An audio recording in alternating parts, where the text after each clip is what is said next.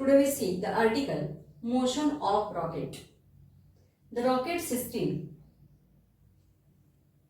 in which fuel is burnt and the hot gases are ejected through a small space or orifice having to that rocket.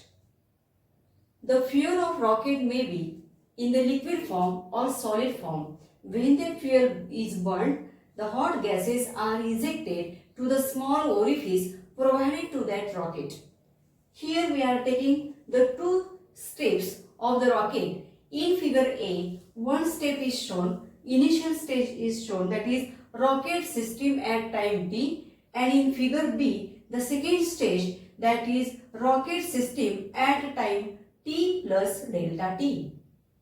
Here we are considering the rocket having mass m and it performs the motion with velocity v along the x direction. Means in this case it is the rocket with mass m with velocity v and that velocity axis is along the x direction.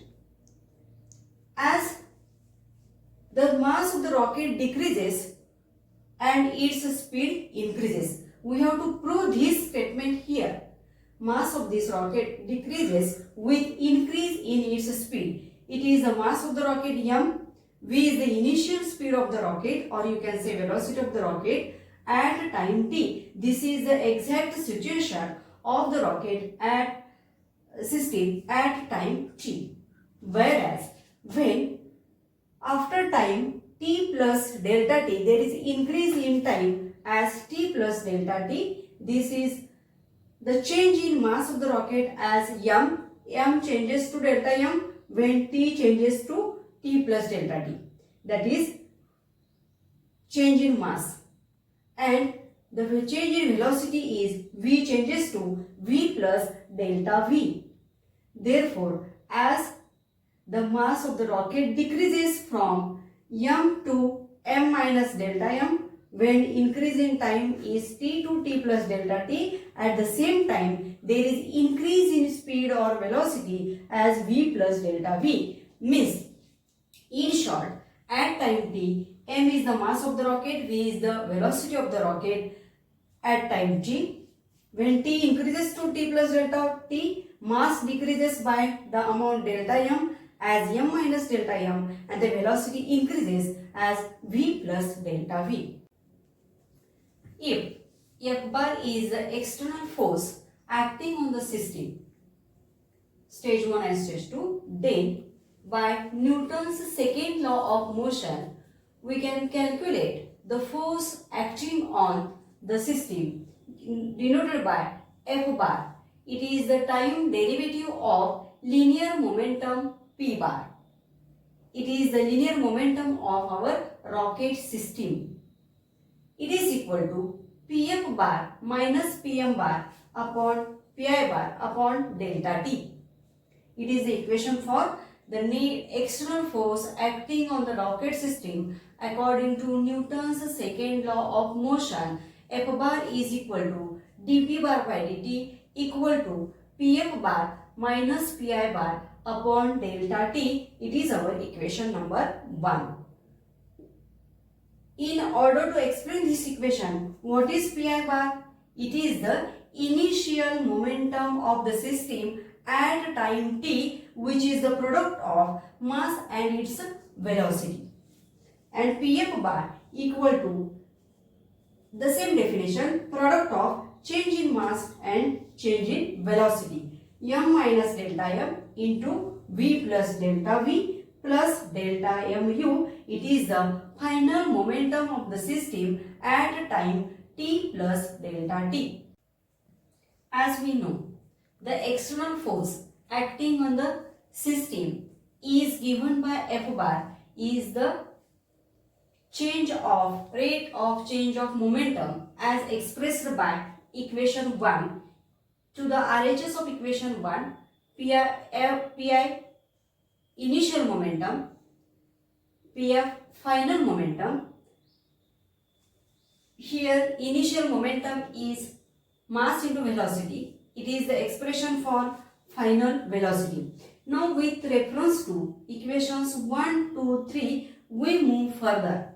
Using equations 2 and 3, equation 1 becomes F bar is equal to m minus delta m into v plus delta v minus delta mu minus mv bar whole upon delta t. That is, we have to calculate here the external force acting on the system according to equation 1. For that, we are using here equations 2 and 3 and the expression becomes this. Now, it is a basic simple addition, subtraction and division. By simplifying this expression, we get the force acting on the system F bar equal to mass times delta V upon delta T plus V relative velocity times delta M upon delta T. It is our equation number 4. In this equation number 4, V bar relative, that is the relative velocity, is given by x bar minus V bar plus delta V bar as the ejected gas from the provided space of the rocket. Now, this equation 4 consists of delta V by delta T, delta M by delta T. In both the expressions, delta T, that is change in time, is there. Now, in the limit as delta T tending to 0, how the equation 4 takes the form as F bar is equal to m times delta V bar by delta T plus V bar relative times dm by dt. It is the expression for force acting on the rocket equal to m times delta V by delta T plus velocity, relative velocity times dm upon dt, equation number 5. F bar equal to m times delta V bar by delta T plus V relative times dm by dt as our equation 5. In equation 5, V bar relative dm by dt is nothing but the momentum transferred to the rocket by the mass of the gas ejected. It is called as the thrust exerted on the rocket. Generally, this thrust is denoted by the notation Ft bar.